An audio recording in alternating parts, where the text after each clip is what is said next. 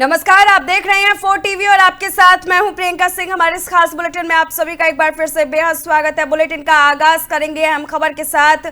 विदेश मंत्री doctor S Jaishankar ने वॉशिंगटन डीसी में इजरायली राजनयिकों की हत्या पर कड़ी प्रतिक्रिया दी है। उन्होंने ट्वीट कर इस जघन्य वारदात की कड़े शब्दों में निंदा की और कहा कि भारत की संवेदनाएं और प्रार्थनाएं पीड़ित परिवारों और उनके सहकर्मियों के साथ है। जयशंकर ने यह भी जोर देकर के कहा कि दोषियों को जल्द से जल्द न्याय के कटघरे में लाया जाना चाहिए। ये बयान ऐसे वक्त में आया जब अंतर्राष्ट्रीय स्तर पर इजरायली राजनयिकों की सुरक्षा को लेकर चिंता बढ़ती जा रही है।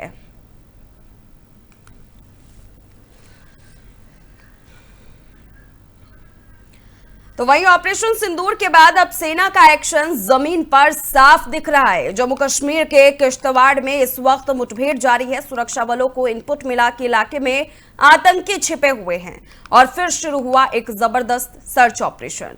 सेना और आतंकियों के बीच फायरिंग हो रही है और पूरे किश्तवाड़ जिले में हाई अलर्ट घोषित कर दिया गया है। ऑपरेशन सिंदूर के बाद पाकिस्तान के आतंकी नेटवर्क में खलबली मच चुकी है और अब सुरक्षा बल हर संदिग्ध मूवमेंट पर पलटवार करने में जुटे हुए हैं।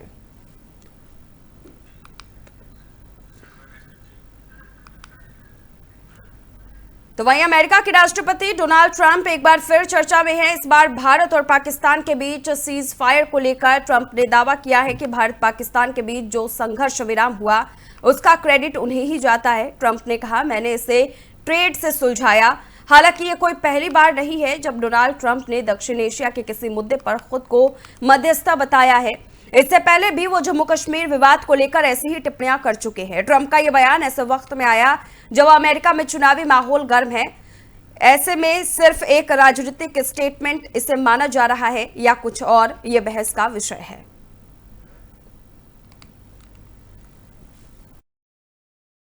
If you take a look at what we just did with Pakistan and India, we settled that whole thing, and I think I settled it through trade. We're doing a big deal with India. We're doing a big deal with Pakistan, and I said, "What are you guys doing?" You know, somebody had to be the last one to shoot, but the shooting was getting worse and worse, bigger and bigger, deeper and deeper into the countries, and we spoke to them, and I think we, I hate to say we got it settled, and then 2 days later, something happens, and they say it's Trump's fault.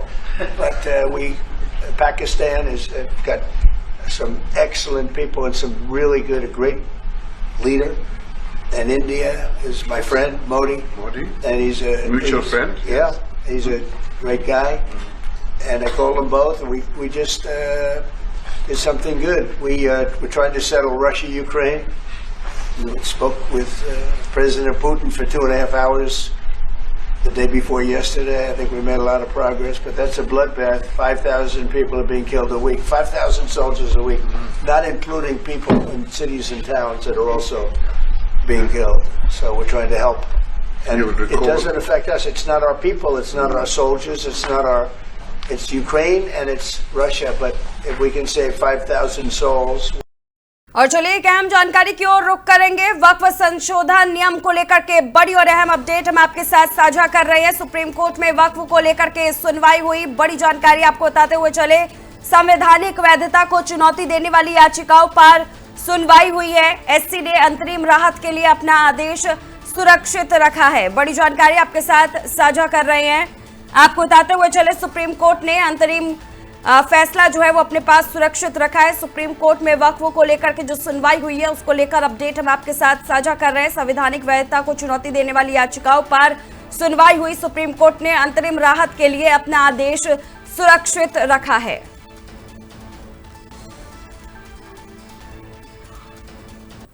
तो चलिए खबरों की ओर रुख करेंगे। प्रधानमंत्री नरेंद्र मोदी राजस्थान के बीकानेर दौरे के दौरान 6,000 करोड़ रुपए से ज्यादा की विकास योजनाओं की शुरुआत और शिलान्यास किया। सुबह पीएम मोदी ने करणी माता मंदिर में दर्शन किए और फिर अमृत भारत स्टेशन योजना के तहत नए बने देशनोक रेलवे स्टेशन का उद्घाटन किया। इस दौरान उन्होंने पाकिस्तान को चेतावनी देते हुए कहा कि अब पाकिस्तान से बात सिर्फ पीओके को लेकर के ही होगी।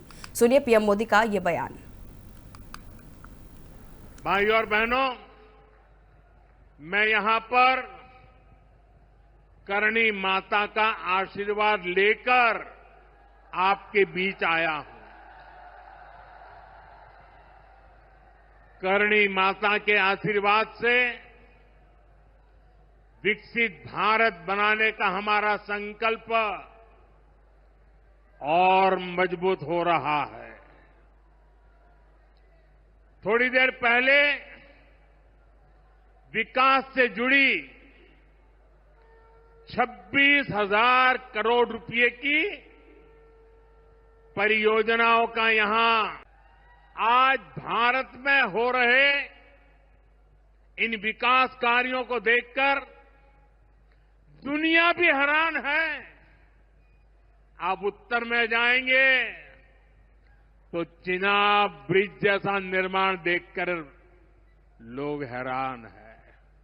पूर्व की तरफ जाएंगे तो अरुणाचल की सेला टनल, असम का बोगीबिल ब्रिज आपका स्वागत करते हैं।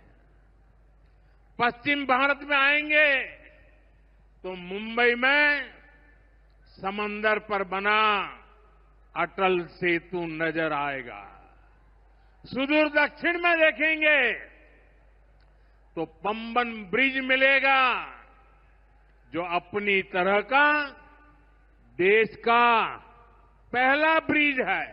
साथियों, इंफ्रास्ट्रक्चर पर जो काम हो रहा है उसका हमारे राजस्थान को भी बड़ा लाभ मिल रहा है। आज राजस्थान के गांव-गांव में अच्छी सड़कें बन रही हैं। बॉर्डर के इलाकों में भी शानदार सड़कें बन रही हैं। इसके लिए बीते 11 साल में अकेले राजस्थान में करीब 70,000 करोड़ रुपए खर्च किए गए हैं। राजस्थान में रेलवे के विकास के लिए भी केंद्र सरकार इस साल करीब 10,000 करोड़ रुपए खर्च करने जा रही है। ये 2014 से पहले की तुलना में 15 गुना अधिक है। वो गोलियां पहलगाम में चली थी, लेकिन उन गोलियों से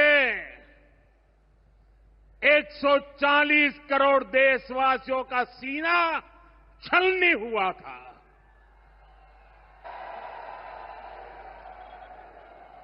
इसके बाद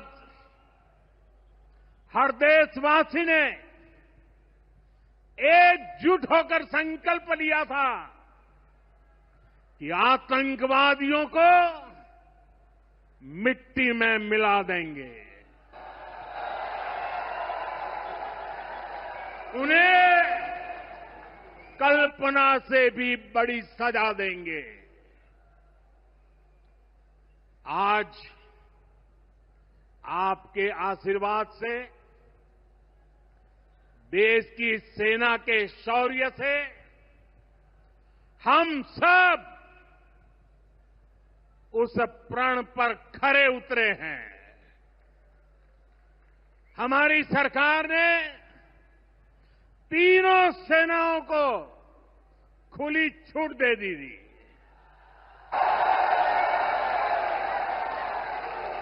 और तीनों सेनाओं ने मिलकर ऐसा चक्रव्यूह रचा कि पाकिस्तान को घुटने टेकने के लिए मजबूर कर दिया।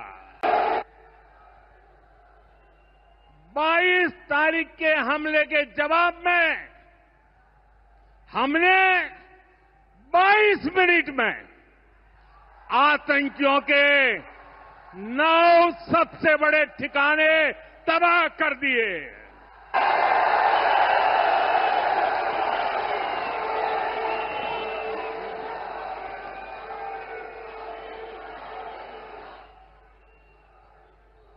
दुनिया ने और देश के दुश्मनों ने भी देख लिया कि जब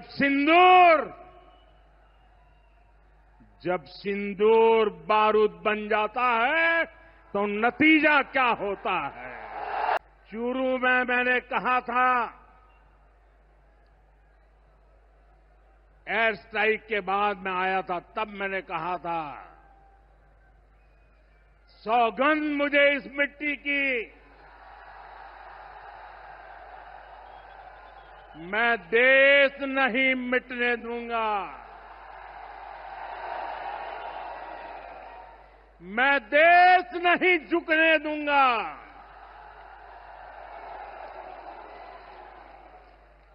आज मैं राजस्थान की धरती से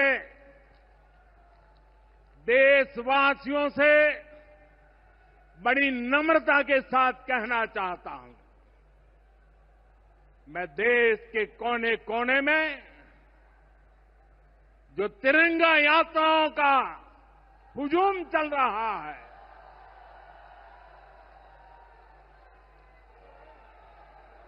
मैं देशवासियों से कहता हूं,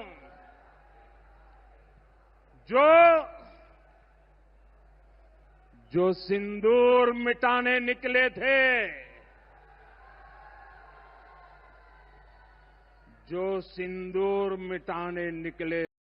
तो चलिए खबरों की ओर रुख करेंगे। पांवटा साहिब से पाकिस्तान के खिलाफ बड़ा बयान सामने आया है। केंद्रीय मंत्री और बीजेपी सांसद अनुराग ठाकुर ने दो टूक कहा कि पाकिस्तान अब आतंकवादियों के पीछे छिपकर भारत से लड़ने की कोशिश करता है, लेकिन जब भारत और पाकिस्तान आमने सामने आए हैं, 1965 हो या फिर 1971 या फिर करगिल का युद्ध, हर बार भारत ने पाकिस्तान को मुंहतोड़ जवाब दिया है। अनुराग ठाकुर ने ऑपरेशन सिंदूर को जिक्र में लाते हुए कहा कि अगर पाकिस्तान ने भारत की तरफ बुरी नजर डाली तो उसकी आंखें फोड़ दी जाएंगी।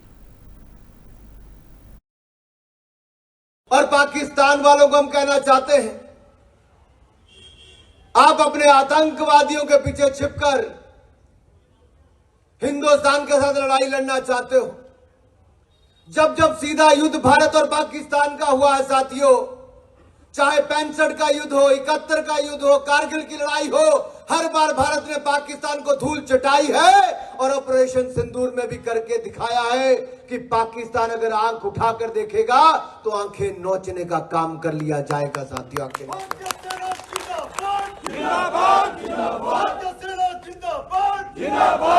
अभी तो हमने आतंकवादी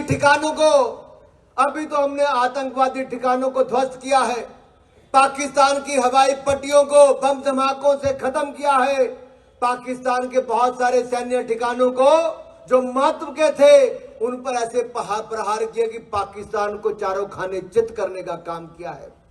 और पाकिस्तान को मैं सचेत करने वाला हूं, अगर अगली बार कोई आतंकवादी हमला भारत की ओर करने का प्रयास किया तो उस जनाजों में जनाजा उठाने वाला भी कोई नहीं मिलेगा और जनाजों के साथ रोने वाला भी। और पाकिस्तान वालों को हम कहना चाहते हैं, आप अपने आतंकवादियों के पीछे छिपकर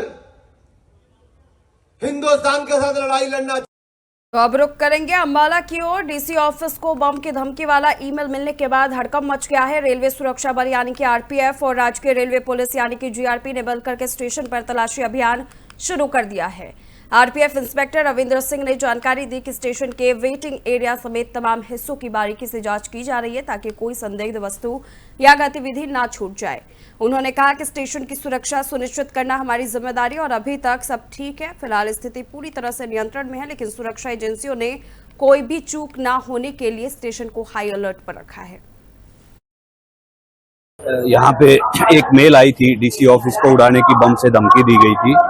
उसके बाद से हम सतर्क हैं। जीआरपी आरपीएफ मिलके स्टेशन को और यात्रियों को सुरक्षित करने के लिए चेकिंग अभियान चला रही है लगातार। आज भी उसी क्रम में हमने एक चेकिंग अभियान चलाया। हमने पार्सल और बाकी जगहों पे वेटिंग एरिया में, प्लेटफॉर्मों पे, हर जगह पे चेकिंग की है, थोरोली चेकिंग की है कि किसी तरीके का कोई ऐसा पदार्थ जिससे खतरा हो सके वो ना मिले। हमें चेकिंग के दौरान सब ठीक मिला है। हम इस तरह की चेकिंग लगातार करते रहेंगे। यात्रियों को और स्टेशन को सुरक्षित रखना हमारी जिम्मेदारी है। इसके लिए ही हम सब यहाँ पे एक मेल आई थी, डीसी ऑफिस को उड़ाने की बम से धमकी दी गई थी। उसके बाद से हम सतर्क हैं। जीआरपी आरपीएफ मिलके तो वहीं बोकारो में जनता को आज 2 नई सड़कों की सौगात मिली है। कांग्रेस विधायक श्वेता सिंह ने कुल 1 करोड़ 75 लाख की लागत से बनने वाली इन सड़कों का शिलान्यास किया। पहली सड़क रानी पोखर के जगन्नाथ नगर में बनेगी, जिसकी लागत 1 करोड़ 14 लाख रुपए तय की गई है, जबकि दूसरी सड़क जोशी कॉलोनी में बनेगी, जिसकी लागत 61 लाख रुपए होगी। इस मौके पर स्थानीय लोग भी बड़ी संख्या में मौजूद रहे। विधायक ने नारियल फोड़कर कार्य का विधिवत शुभारंभ किया। विधायक श्वेता सिंह ने साफ कहा है कि सड़क बनाने से लोगों की आवाजाही में बड़ी राहत मिलेगी। उन्होंने कार्य कराने वाले संवेदक को भी सख्त चेतावनी दी, अगर गुणवत्ता से समझौता हुआ तो जांच कार्रवाई की जाएगी और कार्रवाई भी तय होगी। बोकारो की जनता इस पहल से कितनी राहत महसूस करती है, इसका अंदाजा आने वाले महीनों में लगेगा।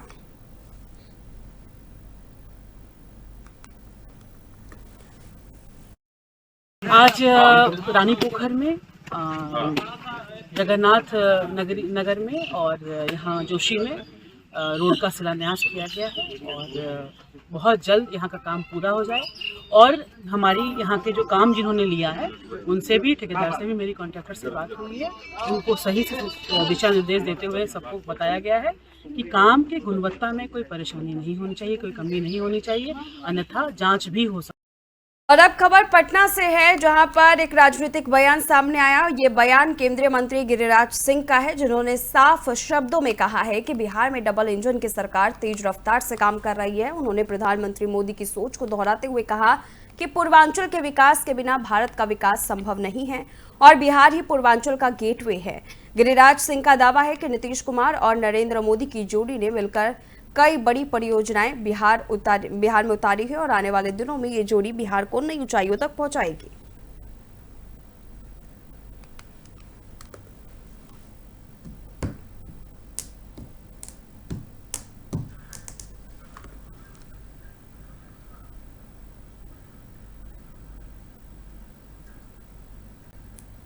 देखिए, ये सरकार बिहार की डबल इंजन की सरकार है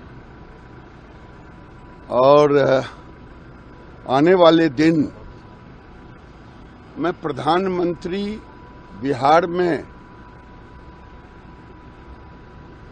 बिहार के विकास के लिए ही, उनका मानना है कि अगर पूर्वांचल के विकास के बगैर भारत का विकास नहीं, और पूर्वांचल का गेटवे है बिहार। इसीलिए आपने देखा होगा कि आज जब से ये डबल इंजन की सरकार रही है, 17 गंगा पे पुल बने हैं, सड़कों की जाल बिछी है, कई बड़े बड़े प्रोजेक्ट लगे हैं। तो प्रधानमंत्री का संकल्प है बिहार। और चलिए एक बड़ी खबर की ओर रुख करेंगे। ज्योति मल्होत्रा को लेकर के बड़ी और अहम जानकारी हम आपके साथ साझा कर रहे हैं। ज्योति मल्होत्रा की पुलिस रिमांड बढ़ा दी गई है। ज्योति मल्होत्रा की रिमांड 4 दिन के लिए बढ़ाई गई है। 25 मई तक ज्योति मल्होत्रा की डिमांड बढ़ाई गई है।